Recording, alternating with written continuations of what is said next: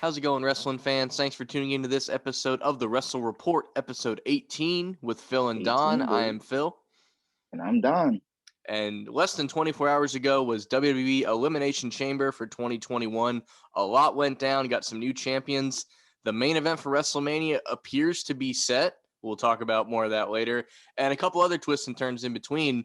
This might be a shorter episode than normal because we're just going to run through the whole show and make it its own thing. Usually we wait till later in the week and kind of cover the pay-per-view and the midweek stuff, but we're just going to make this a thing on its own. I think we're going to attempt to do this for Fastlane in a few weeks because now there's two pay-per-views between Rumble and Mania, and I don't know how I feel about it. I used to like that one stop because I always forget about the other one. They had an ad for Fastlane. I was like, oh yeah, that is happening, isn't it? But overall, what did you think of the show? Clearly, the road to WrestleMania is in full effect, and it's taken a few turns as of last night. I have no problems with the show. The show was pretty good. There's some booking things that I would have changed, but it was still a good show all around. I'm going to go a little bit out of the order of what actually happened. I actually want to start with the U.S. Championship match, which I think was actually the third match on the show because the SmackDown Chamber opened the show, which we'll talk about in a minute. But so this match has started, and I'm about 5 minutes into it, and I text you, and I'm like, wasn't Keith Lee supposed to be in this match? Like, I totally blanked on that. And I had the pre-show on. I don't know how I missed this, but apparently he is injured, and Morrison won a fatal four-way match on the pre-show against Elias, Mustafa Ali. Apparently he had his group with him, and then Ricochet also. But Morrison jumped into this match, which if I had to pick from those guys, it makes sense to put Morrison in that spot. He's, a great worker. And clearly he was in there to take the pin because what we ended up getting is Matt Riddle in his Evil Knievel gear and all winning the United States Championship, which was a bit of a surprise to me as we both picked Lashley to retain. Oh yeah, I was surprised, but I felt like it was more based on the storyline of what was going to happen. It protects Lashley. Lashley looked strong as hell in this match. He was destroying both Morrison and Riddle the whole match. And then Riddle just came up with that crutch, and it was the right move to have John Morrison take the pin though. Yeah, I agree. It was great. I would have been upset if Ricochet was in the match or if Ali was in the match. Hell, I would have been okay with either Elias or John Morrison in this match. Yeah. So it was all good for me. Yeah, the pin wouldn't have hurt either of those guys, obviously. I don't know what year. I would love for someone to be able to find this, but the whole no disqualification in triple threat matches, that was not always the case. And I guess my mind is still like back in those days because when he grabbed the crutch, I'm like, what are you doing? You're going to hit him and get disqualified. And then he breaks the crutch. And because that's a fairly new thing within the past 4 years, maybe that's been like a go-to rule because you used to be able to get DQ'd in multi-man matches like that. But yeah, the crutch came in big. And my question to you too is, do you think had this match gone on the way it was advertised with Keith Lee, do you think Keith Lee was supposed to win this originally? Yeah, I think so. Yeah, I think so, and probably that the injury a couple weeks ago. Probably, I actually don't even think he was actually injured. I think it was just kayfabe, and and got something going on down the line with Keith Lee. Yeah. I wouldn't be surprised if he ends up making a feud with Riddle for the U.S. title. I could definitely see that. I mean, there was whispers of him joining the Hurt Business, but I would much rather just see that could be a WrestleMania match because really those mid-card titles don't always get defended. And now that there's 2 nights of it, we talked about it last week, there's no reason you can't do that. And Riddle and Keith Lee for U.S. title would definitely be a great match. We started, good, nice title change, one I didn't really see coming. It was funny. I was talking with other friends while the match was going on, and I was like, when I messaged this, I thought Keith Lee was in the match. I was like, I'm really cool with anybody winning, but if Lashley loses, I think he needs to get pushed into the main event scene. And they were kind of like, nah, I don't really see that for him. And then, an hour later, we saw what happened. We'll get to that in a minute. But what actually started the show was the SmackDown Elimination Chamber match for a shot at the Universal title the same night, which mean you thought this would be the main event. They put it on, 180, and they started the show with it, which kind of works. I'm going to explain why I think it would have been better the other way here in a minute. But we were talking right before we went on. This was probably the better of the two chamber matches, wouldn't you say? Oh yeah, for sure. Just because I would just say the talent in the ring was awesome. It was like an independent match, Mm-hmm. independent wrestling match. All throwback independent guys in Baron Corbin. Yeah. That's what I said last week. It's just these really great, talented guys and Baron Corbin all in one match. I mean, look at it. 1, 2, 3, 4. 4 of the 6 were ROH, high level guys. So you're right. It was definitely more of an independent thing. Cesaro doing pull ups on the top of the cage was pretty awesome. I He's a really beast, man. thought he was going to be the guy to win this. And then obviously the Roman match, we kind of predicted what would happen. It made sense for Daniel Bryan to make, because he, caught him in the S lock. You thought he might have had a quick chance there. And then Roman obviously just overpowers him and chokes him out. I guess I could see, I wouldn't have believed Cesaro getting choked out, I guess, is the only reason I'm okay, because Daniel Bryan can get choked out. It makes perfect sense. But so if Cesaro didn't have to win, I was cool with Daniel Bryan. The highlight of this match for me, though, I think Sammy gets eliminated and he's leaving the chamber and the door is open, and Jey Uso slams the door on Kevin Owens' hand and arm, and it's stuck in there, and he's just super kicking him repeatedly in the face. That was just brutal as hell. And I mean, this is Jey Uso's first Elimination Chamber as a singles match. He might have been in the tag team one, but Yeah, for he him to was. have that moment and then, get the splash and beat Kevin Owens was huge for him. I thought really reminds you that, every day I forget more and more that this guy was a tag team wrestler for 10 years. He's just standing on his own 2 feet so well. And to me, the pull-ups and then that exchange between Jey Uso and Kevin Owens were the highlights of this match for me. Bro, I popped for that spot because you never seen it. You No. never seen it before. I was like, dang man, Kevin Owens is taking those kicks to the face, man. They was looking brutal. And then just the way he was selling that, he was like slouching over because his arm was stuck in the chamber. I Mm-hmm. thought that was dope. Kevin Owens had a good showing as well too. I love the little cannonball spot he did, Mm-hmm. or the moonsault off of the pod. That was pretty dope. Um, and then also the cannonball spots into the 3 corners. That was pretty cool too. I'm just happy that Kevin Owens didn't win. Unfortunately, I did the Josh King thing, and I had lost both of them because one of the questions were who's gonna get eliminated first, and I put Sami Zayn just because character Yeah. wise. Yeah. So I had Sami Zayn and I had Kevin Owens winning just Mm-hmm. because the story. Right. And then when he got eliminated, I was like, damn, okay, But you're right. I can't. We all like Kevin Owens, but he's had that Oh situation with yeah, Roman for a minute already. You mentioned the moonsault. I thought that was fantastic, but at the same time, please never do that again, because somebody Kevin Owens' size should not be doing moonsaults like that. I thought he was just gonna dive on him, but when I saw him turn around, I was like, oh my god, what is happening here? Similar thing happens later in the Raw match, which we'll get to, but no, that Kevin Owens, that was one of those, that was amazing, but you're 1 for 1. Please don't do it again because it might not go as well the second time. But yeah, Corbin going first made sense to me. Just get him out of there. But I understand you're right. The character of Sami Zayn going out first. I don't know if you caught this, but whenever the timer went off and the lights going around the pods to see which is coming up, you can hear Sammy go, "Please not me, please not me," or "Not my yeah. dog." He's saying something along those lines, but you can hear him say it every time.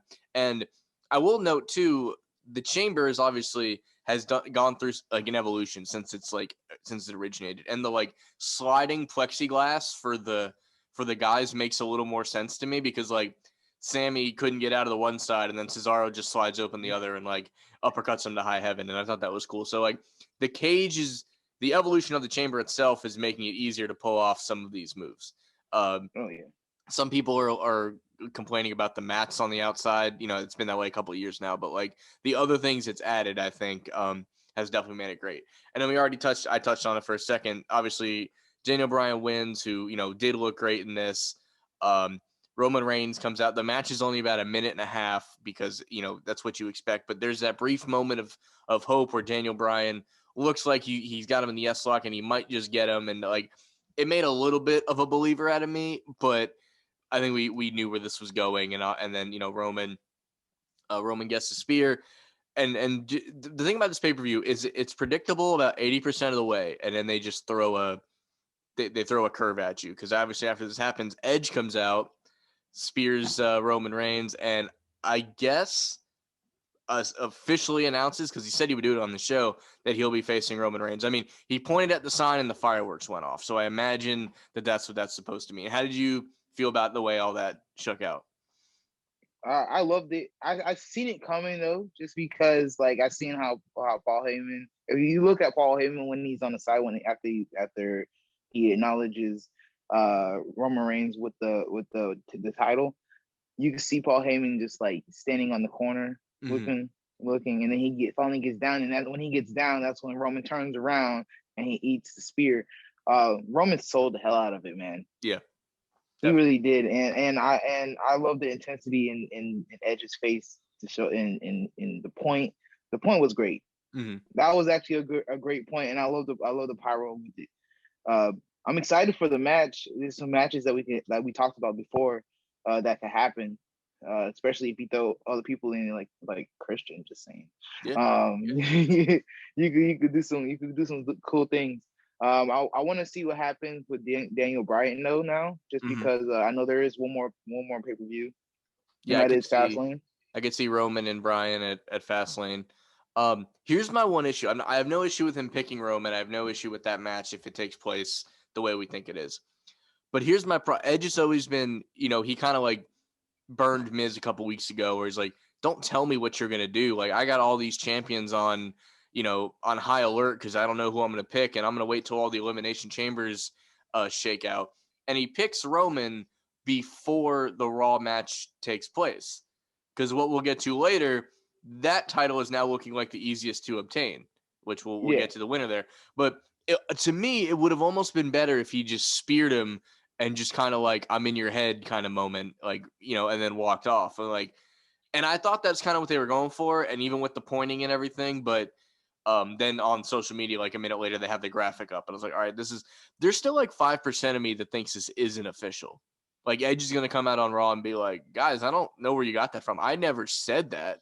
I just wanted to let Roman know that it could be," like, there's like 5% of me that thinks that could still happen. But at the moment where we sit here, it's about noon on Monday, so it's before Raw. That's what we're led to believe, but there's still a part of me that thinks that might not necessarily be the case. I can see where you get that from. We'll see what happens tonight after during Raw. We'll see what happens with that. I still think it's gonna be Roman, just because of what's gonna happen. What happened with the main event. Right, which we'll get to in a second. Real quick, just throw this in there. I don't mean to dismiss this match. I'm only saying it this way because it was last minute, but the women's tag titles were defended, replacing the women's championship match that we were supposed to have with Lacey Evans against Asuka. Obviously, apparently the pregnancy is a legit thing. They obviously had to do away with that match. Smart move to just throw in like the tag titles. That way there's still like a women's match on the show. Not bad. It was the longest non-chamber match on the show. It was just under 10 minutes, so that gives them, a little bit of credibility there, and no reason to think the Bianca Belair and Sasha, like, their chemistry was actually pretty good, because it's more than likely going to be them at Mania. Which, by the way, post show we like talk about the content sometimes. The Broken Skull sessions with Sasha Banks, very good. I don't know if you watched it. I watched some of it. But some of her story I knew about, like the fact that she like was homeschooled to take care of her brother who has autism, and a lot of this great stuff about her. But there's even more to it that I didn't know about. So it was good timing to put this on post this show. But overall, the match was good. I was wondering if they were gonna maybe like butt heads, Banks and Belair, but that didn't really happen, and just titles retained. It was a good move for something that they had to do, I think. Oh yeah. The only thing that I had a problem with this match was the end. It was a good match. The ending killed it for me. But I'm not a big fan of distractions. Wins. But I felt like that was the best thing, I guess, to do, because I felt like they booked themselves in a corner. Yeah. I felt like this match, it should not have been Banks and Belair versus them. I felt like it should have been Lana and Naomi in this match instead. Yeah. Just because they earned the match already, so why not? Yeah. And you don't want to have your champion pin, bro. You don't want to have your champion pin. Mm-hmm. Yeah, I hate that. That was my only gripe about this, about the whole pay-per-view itself. Mm-hmm. That was my only gripe for the whole show. And you really can't win because you can say, all right, just have Belair get pinned. Well, she just won the Royal Rumble. You don't want to see her lose a bunch of you matches don't. either. Yeah, So that's a good point. I get that point too. Just to throw the match in there was fine, but yeah, and granted, if they would have made it like a DQ or a non-finish, we would complain about that too. So you're right; they booked themselves into a corner. There was no right answer, but it's not like we've never seen Sasha. I guess I would let Sasha lose over Belair because her momentum is fragile, whereas Sasha's is, it's not nothing's going she's on. She'll still be hella over still, for sure. even if she So lost. So I guess that if you had to do it one way, that was the lesser of the two evils, probably, or three evils of giving them the titles. And I guess they also throw another story in there too, because Reginald cost them the yeah, loss because he was the one that distracted Sasha. right. Which I guess he's got a thing for Sasha now. That's part of the story, Yeah, which is interesting. well, I don't blame him, bro. Right. I mean, I get it. But now he's even more like you in another way. I mean, you got a thing for Sasha. He's got a thing for Sasha. So it's just adding up. The main event, or what we thought was the main event, was the Elimination Chamber for the WWE Championship, with Drew McIntyre defending against AJ, Jeff Hardy, Kofi Kingston, replacing The Miz, hint, hint, nudge, nudge, Randy Orton, and Sheamus.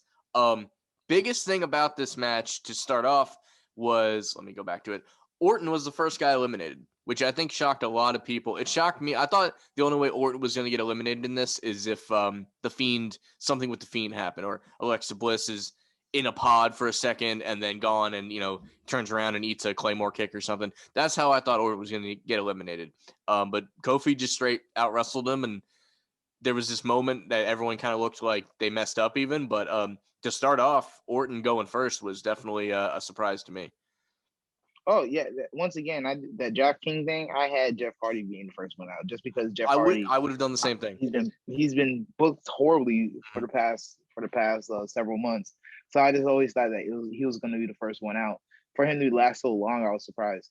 Yeah, I've mentioned it multiple times on the show. Jeff Hardy is my favorite wrestler of all time. If I had to pick who's going first, I would have said him easily. So I don't blame. Yeah. Maybe Kofi, just because he was like a last minute replacement. But like, if I had to put money on it, it would have been Jeff. Which, here's the thing. Now that you mentioned this, because I didn't really notice it until WWE advertised the DraftKings thing. Is that something they normally do and I'm not paying attention, or was this a first time thing? They've done it before. They've done it for the Royal Rumble. Okay. It's mainly for the pay-per-views that they've done. Yeah. They're all free pools. So right. like anyone could join. So here's my thing though. Since they're more in bed with DraftKings than they ever were, do you think they're mixing up those, like who gets eliminated first doesn't affect the outcome of the match, but if it's gonna make it a little less predictable on the DraftKings end, why not do it that way? So that's what I assume may have had something to do with stuff like that. Like, all right, who's the leader? And Jeff Hardy's got the most money on him to be out first. Put him out third just to mix it up. I can see them doing stuff like that. Yeah, but, just to win their bet. Yeah. Yeah, but I mean, you'll never be able to prove that, but that's where that could go. Talking about good spots in this match, Jeff Hardy goes to the top of one of the pods, and it looks like he's going to do a swanton from the pod. AJ rolls out of the way, so he turns around, does a whisper in the wind onto, I believe it was Sheamus and Kofi maybe, but he just that quick audible where he goes from the swanton, he rolls out of the way. He's like, oh, never mind. And then he does a whisper in the wind onto the other guys. I thought that was one of the cooler spots of this match. Yeah, I thought that was pretty dope. And I don't know if you caught it. One of the funniest thing of the whole night was Kofi. Kofi when Randy Orton was entering the chambers, mm-hmm. and Kofi was like, "Them thighs look thick, boy. Them thighs look good, boy." He was just like, and I guess he was trying to pop Randy Orton. I thought that was pretty funny because I sure as hell was like, what is Kofi doing? Why is he's like hyping up Randy Orton for? Yeah. And the biggest spot for me was that swanton. I thought it was pretty cool because it was actually Drew. It was Drew and Sheamus that was fighting on the outside. And, which makes sense. He did it for makes sense for him to catch him there. Yeah. I felt like he did it. He did that one bet. Did that instead of doing a swanton on AJ because that's a further drop, and that could potentially hurt I either think or. I think Jeff was in a chamber last year, and he might have hit it on somebody from there last year. So in the interest of just mixing it up, kind of tease that spot and move into another, which was great. And overall, the safer spot. You got the two biggest dudes in the match catching you. Uh, the thing with Jeff now is, he just kind of plays his greatest hits, which I think if he was allowed, he would expand and do more stuff. They're making him, where keep the gimmick from like 2009, basically. Like everybody always applauds Matt Hardy for like evolutionizing his character, and like I don't think they're allowing Jeff to do that. Like Jeff Hardy is still Jeff Hardy, but he doesn't have to be that exact guy anymore. Like he can change it up a little bit, I think, and I imagine they're going to do at least one or two more big storylines with him before he's gone. And maybe at that point they can tweak it a little bit. But I mean, when he's in a match, he almost seems out of place because all these guys, AJ, Kofi, Sheamus, their characters evolve. And Jeff Hardy is still like 2009 Jeff Hardy. And he almost feels out of place because of that. And it's no fault of his own. You can tell they're just like, this is the Jeff Hardy that sold all the merchandise, so we're going to keep him just like this for whatever reason. But like you said, still lasted longer than we thought. He went out third. Drew McIntyre beats him. Sheamus goes out. He's not the last person like everyone would have guessed, but he was close enough to it. Basically, AJ catches him with a forearm that he didn't see coming, and then Drew beats AJ like a minute and a half later or something. So like, while he wasn't Oh, but did you? I love that spot though. How AJ went out to do another phenomenal forearm, mm-hmm. and Drew caught him in the Claymore. I thought that was awesome. That reminded me of Shelton Benjamin getting super kicked by Shawn Michaels when he springboard off the ropes. It all happened so quick too, because like Sheamus takes down Drew, he turns around, eats a forearm, gets pinned. AJ goes to the outside to like, all right, I'm gonna keep this going, and then he gets Claymore. Like it all happens based on the times I'm reading here. It all happens in just over a minute. So it's a very cool, like boom, boom, boom. There's your finish ending, which I like sometimes. It doesn't need to. I like the building, but sometimes just whoa, what just happened? Endings are good. And I think it reminded me a couple years ago of similar thing with AJ when Bray Wyatt won the title, because he's on the outside and he dives in, and he gets Sister Abigail, and boom, match is over. And I watched that one recently. And I was happy. I remember being happy when Bray won the title back then, but I immediately got sad because it was Ronaldo on the call, and then I just missed Mauro Ronaldo being on announcing, But overall, no, I thought this was a great end. And what shouldn't be ignored here is we're on the East Coast. This pay-per-view was over by 9:30, which I thought was great. We almost recorded this last night. We ended up not really being able to link up, but for a show to end, I'm happy with 10, but if you're going to end these lesser shows at 9:30, I'm all for it. And I'm, getting ready to maybe turn it off. I think I wanted to watch this Stone Cold thing anyway, so I knew I was going to keep the show on. And then Bobby Lashley shows up looking like a main eventer, which goes back to what I was saying earlier, attacking the champion. I'm like, oh, a Drew Bobby match at Fastlane, I'm down for. I didn't think it was necessarily like a WrestleMania calling, because at this moment we still think it's maybe him and Sheamus. I think that's the way we think it's going. And he beats the crap out of him, and he leaves, and out comes The Miz. And before we get to what happens here, I didn't really catch this at the time. First of all, there was a segment with Bad Bunny, which is not something I normally would pay attention to, but The Miz asked him, he's like, what are you even doing here? And he goes, I'm here because I'm a champion. You're not a champion. Are you even on the show? Why are you here? Which I was like, a lot of good points, Mr. Bunny. Like, I hate on the guy a little bit, but like that was a good way to rebuttal that, honestly. And then he slaps the taste out of his mouth. And when he turns back, Damian Priest is standing there where Bunny was, and Bunny's now behind him. Which I got to admit, that was one of the better segments with a celebrity I've seen in a while. And then apparently there was another segment, which I missed this at the time, where MVP and Miz are kind of talking business, I guess. And I guess we clearly were supposed to read into that. I didn't really at the time, because when Bobby shows up, you more think it's about him going after Drew, but really it's like a business arrangement.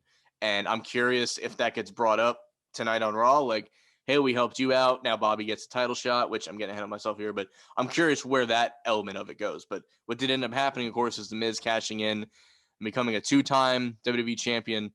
A lot of people are pissed about this. I'm not. I'm actually for it. I like Drew. I think Drew's going to win the title back. sooner than later. I don't even think this will be a huge reign, but for all the stuff The Miz has done between his last world title, which was 11 years ago, mind you, to now, the work he's done in the mid card, he's easily one of the best. He might be the best U.S. champion in the WWE era next to John Cena. And then IC title, he's got to be top 3, top 5. So the work Oh yeah. he's put in to get back to this spot, I'm all for it. And he's got Morrison on the side. His wife isn't really prominent anymore, but she could, if they do a celebration tonight, she's going to be there.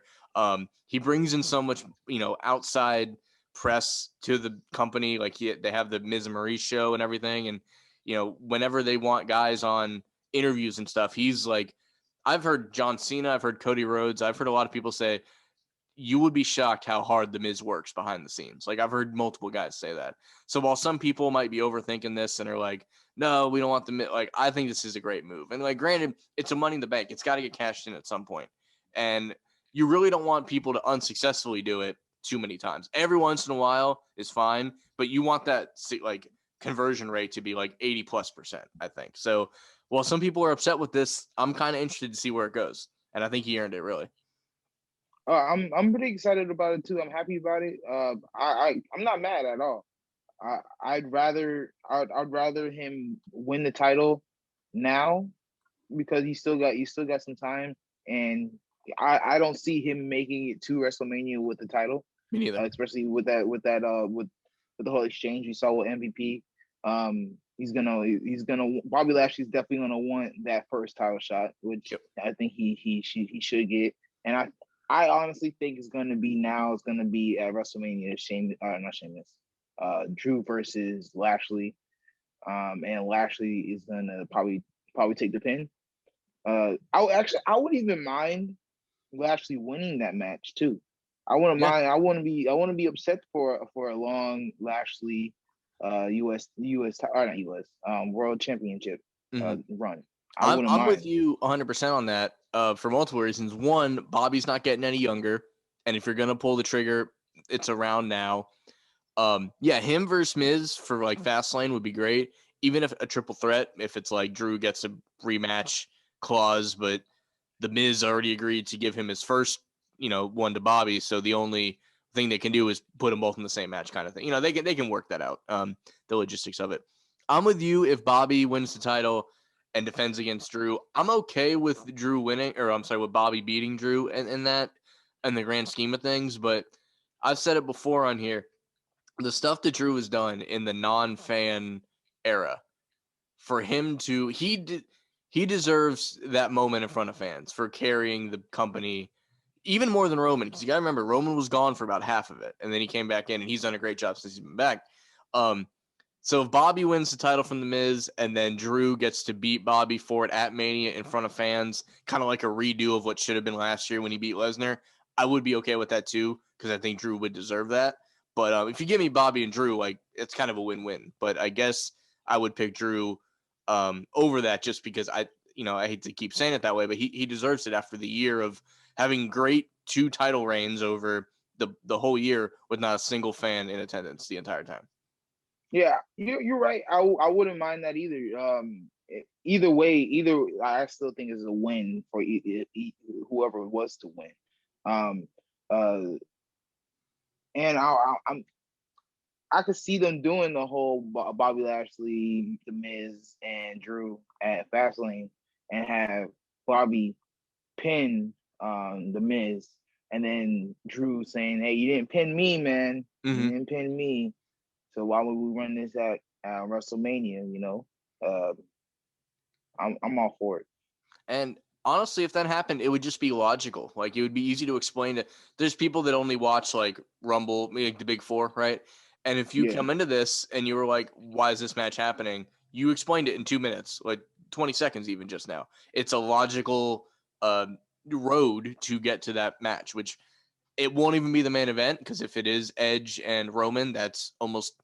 It might be the main event of night 1, because I keep forgetting that that's the thing this year.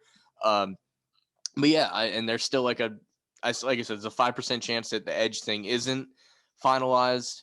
But it looks like it is at this point. And considering that one's already like we know it already, and we still got like a month and a half, why not let the WWE title picture be a little less clear? You don't want to know the WrestleMania matches like 6 weeks ahead of time, because like how much can you really do to build those up more? So like yes, this one is set, but nothing else really is. So this gives us stuff to grow into for the next pay per view and then into Mania. So like overall, I thought this was a great move. Like I said, this was kind of like a predictable show with a twist at the end of a couple things, which is sometimes all you need to do. I was very entertained by the way they went with a lot of this stuff. Oh yeah.